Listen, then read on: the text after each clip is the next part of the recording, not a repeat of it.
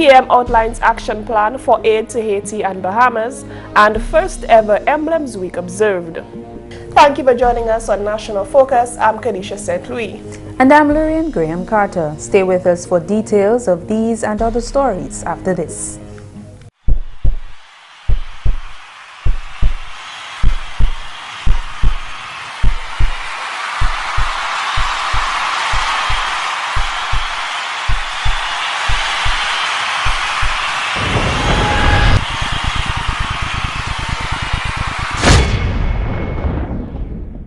Children, yell and tell. If someone tries to abuse you, tell until someone believes you and they do something about it.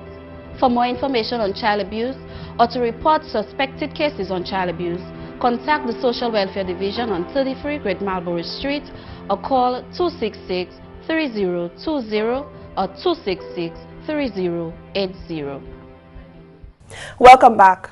The Honorable Prime Minister and CARICOM Chairman, Dr. Roosevelt Skerrit, on Friday outlined a plan of action to be taken by CARICOM member states in aid of sister countries Haiti and the Bahamas. The Honorable Prime Minister held a press conference on Friday to give a report on a visit to the two Hurricane Matthew-stricken islands. At the press conference, the CARICOM chairman revealed that in Haiti, two towns in the west were affected, Les Keys and Jeremy. He also spoke of deaths associated with an outbreak of cholera in Haiti. He stated that currently international and regional health agencies are concerned about the possibility of further contamination.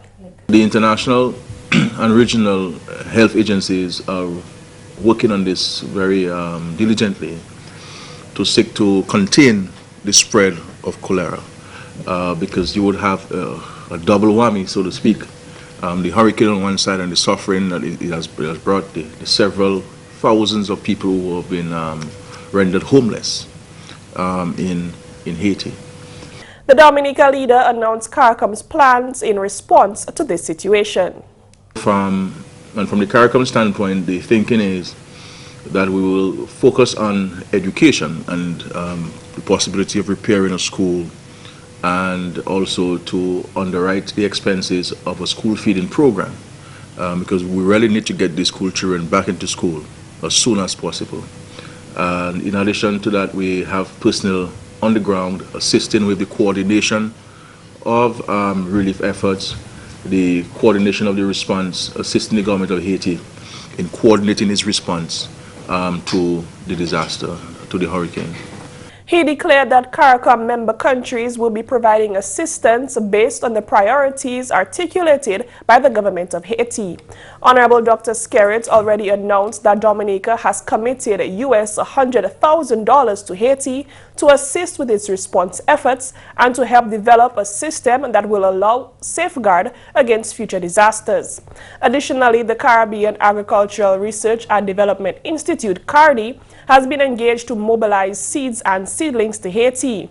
The President and Prime Minister of Haiti have indicated that agricultural crops are a major priority since the affected communities were agriculture-based.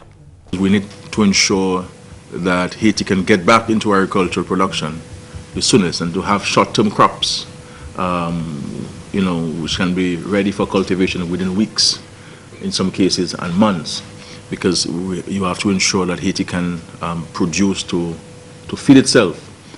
The nation's leader stated that based on his appeal to the Dominican public to send supplies to Haiti, he has received a positive response. We are now stuffing, based on a report from Mr. Cecil Shillingford, stuffing a 40-foot container of items that will be shipped next week, early next week, to Lacaille in Haiti. Lacaille is one of the communities I indicated to you was severely impacted upon. He extended an appeal to churches and church leaders to collect funds and contact the Office of Disaster Management to make donations to Haiti. Meanwhile, in the islands of Grand Bahama and Andros, which were severely affected in the Bahamas, the Honorable Prime Minister counts it a miracle that there were no fatalities. He announced on Friday that Dominica has also donated US $100,000 to the Bahamas as the island's government has a huge task on their hands. Businesses, private homes, public property, electrical poles, maybe close to 2,000 or so electrical poles, either uprooted or broken. Electrical lines from across the country are down. As a matter of fact, the electricity company, the representative there who briefed us, said they're expecting 180 people to come into Grand Bahama to assist with the reinstatement of electrical poles. The Honorable Prime Minister says he is impressed with the leadership of the Bahamian Prime Minister in response to the significant infrastructural damage caused by the storm. The Prime Minister is calling on all Dominicans to assist these Caribbean countries which have been affected by donating funds and supplies. In other news, the Roosevelt Douglas Primary School on Friday, October 14th, celebrated Roosevelt Douglas Day at the school grounds. The event was planned to honor the late Prime Minister Roosevelt Rosie Douglas. The theme for the event was Rosie's Legacy Lives On. Then Acting Prime Minister and Minister for Education, Honorable Peter St. Jean, Honorable Parliamentary Representative for the Portsmouth constituency Ian Douglas, President of Martinique Authority Alfred Marie-Jean, and Permanent Secretary in the Ministry of Education and other education officials were in attendance. The state-of-art First Learning Institution officially opened its doors as the Roosevelt Douglas Primary School on April 22, 2009, after the original school, the Portsmouth Government School, was extensively damaged by a 6.0 magnitude earthquake on November 21, 2004. The new impressive structure was a gift from the Regional Council of Martinique. This year marks 16 years since Prime Minister Douglas passed on, having held office as Prime Minister for a mere 8 months. Honorable Peter St. Jean stated that the late Prime Minister's legacy lives through the Dominica Labour Party administration. Rosie's legacy lives on today, as within the Dominica Labour Party, led by a true prototype Roosevelt Skerritt, one school at the feet of Rosie. We see back in 2005 a policy decision being taken that we would expand secondary education to every Dominican child, a vision that Rosie himself spoke of. That today every child, irrespective of his socio-economic status or irrespective of his geographic location, can now access education at the secondary level, speaks to the vision that Rosie had. The Honorable Parliamentary Representative for the Portsmouth constituency, Honorable Ian Douglas, said the late Prime Minister lived not for himself, but for the people. Rosie's philosophy was, it is not important how you live your life. It's important how people remember you after you are gone. That is what is important. And that is why Rosie lived for people.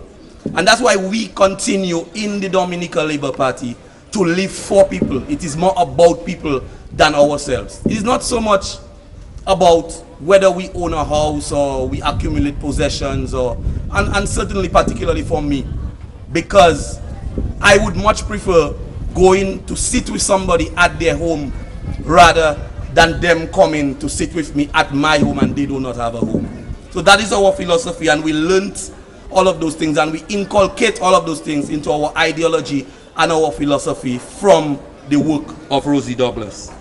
The late Prime Minister Roosevelt Douglas had been advocating for stronger ties with the French islands. Honorable Ian Douglas noted that the Roosevelt Douglas Primary School is evidence of the strong ties between Dominica and Martinique, especially with the presence of the President of the Martinique Authority, Alfred Marie-Jean. This beautiful edifice today was a gift from the people of Martinique, and more specifically Mr. Marie-Jean. And I will tell you something that you probably don't know. He suffered politically for it because there were some elements in Martinique who felt that Mr. Marijan was giving Dominica too good a gift. And he lost elections because of it. But because of the kind of person and the stature of the man, he was able to come back at his age and win the elections again. Marijan remarked that Roosevelt Douglas was a personal friend and he is happy he could make a donation of such significance to his people. Marijan said, open quote, "What bonded us is the fact that both of us were activists in the cause of decolonization and the emancipation of people," end quote. A number of Roosevelt Douglas themed memorabilia and artifacts were displayed, and a music album by one of the former Prime Minister's longtime friends was launched. The curtains came down with a dramatic presentation on the life of Roosevelt Douglas by a few individuals who followed him closely. China's former ambassador to Dominica, Li Jiangning, has bade farewell to Dominica after 2 years and 10 months. A special reception was held in his honor at the Fort Young Hotel last Friday evening. The event was attended by His Excellency the Acting President Conrad McIntyre, Honorable Prime Minister Roosevelt Skerrit and Mrs. Skerrit, government ministers and members of the diplomatic corps. Honorable Prime Minister Roosevelt Skerrit commended the former ambassador for his role in further strengthening the ties between Dominica and the People's Republic of China. I want you to live with the knowledge that the relationship between Dominica and your country, China, is even stronger than when you came, and more profound than when you came, and more expansive than when you came. And I have no doubt that your successor will continue in that vein. The former ambassador also addressed last Friday's reception. It's a great honor for me to be ambassador to Dominica, representing my beloved country, China. As ambassador, I've tried my best to enhance mutual understanding, promote exchanges at multiple levels, strengthen friendship and cooperation between our two countries and peoples. You're watching National Focus. More when we return.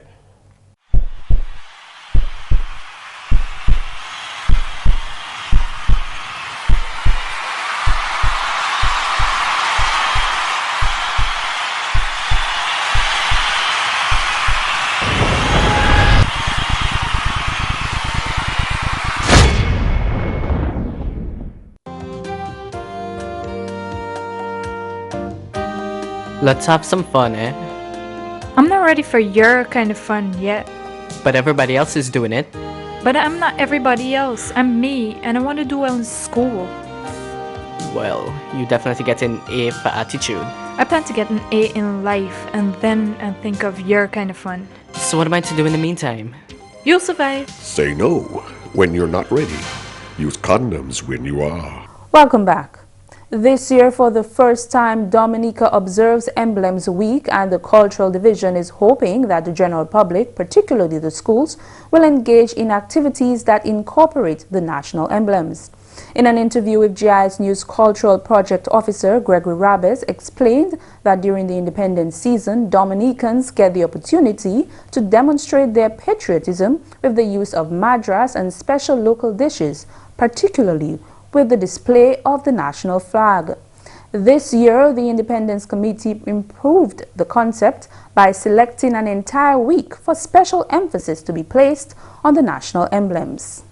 Emblems Week now affords students, teachers, the general public to focus a bit more on the meanings of those symbols, the history of those symbols, and these symbols together as a whole representing Dominica's national identity.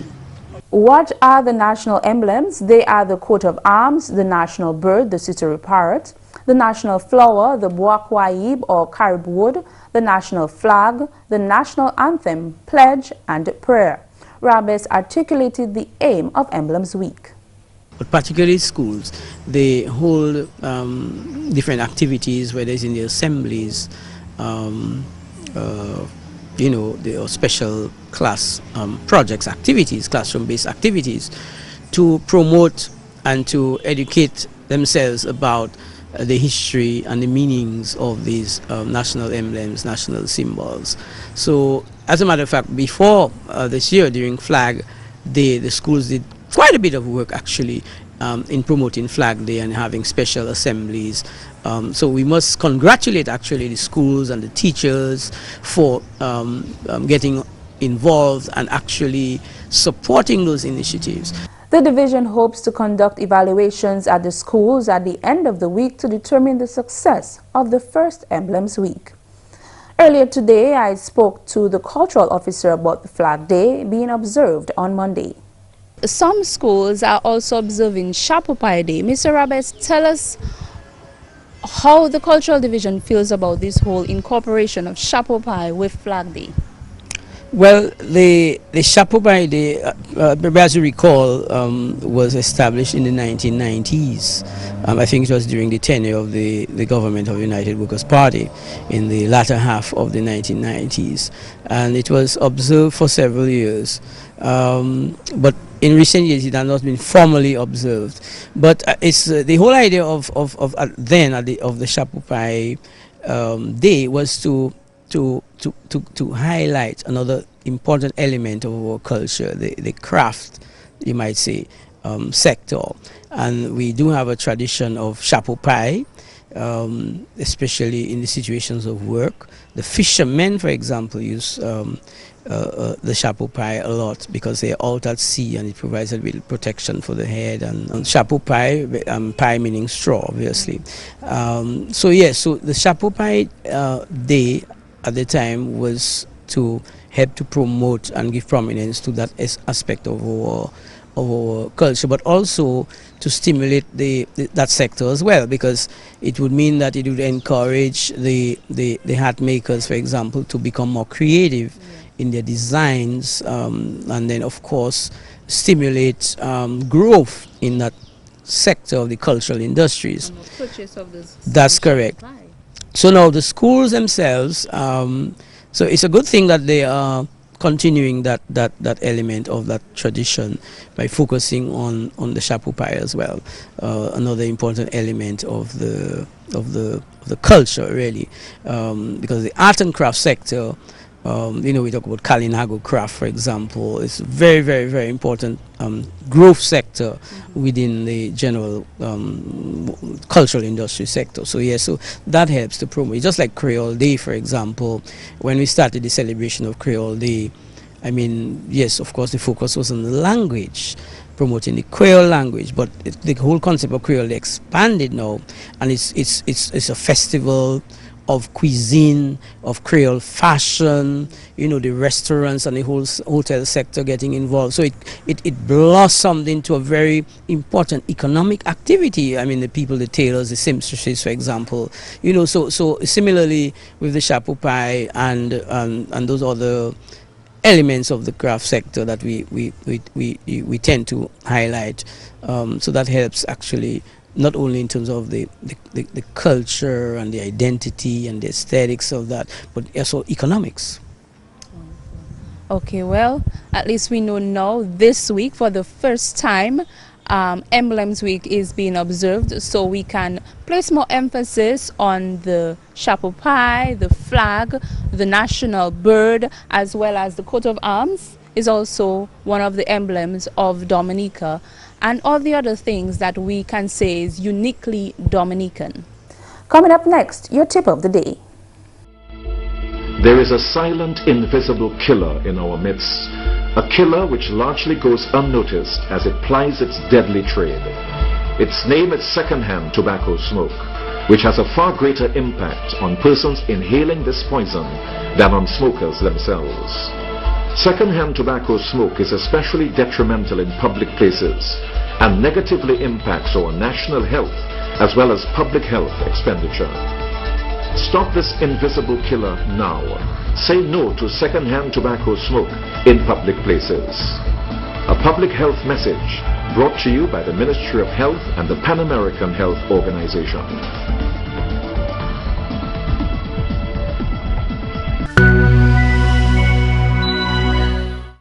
Did you know that Heritage Day is held in a different village every year? It is a celebration of the village's uniqueness, the people and aspects that make that village what it is. It is a day of appreciation where awards are given to outstanding individuals in that community. This year's Heritage Day will be held in the community of Maho. And that's all for this edition of National Focus. We always welcome your suggestions and comments. Drop us an email at gis@dominica.gov.dm or visit our website news.gov.dm. Like our Facebook page, facebook.com/GIS News Dominica, and follow our Twitter at GIS Dominica. You can also catch up on past National Focus newscasts on our GIS Dominica YouTube channel. Live streaming is also available on our YouTube channel 24 hours a day. From all of us here on the GIS News production team, I'm Lourianne Graham Carter. And I'm Kerdisha St. Louis. Thanks for watching and join us again next time on National Focus.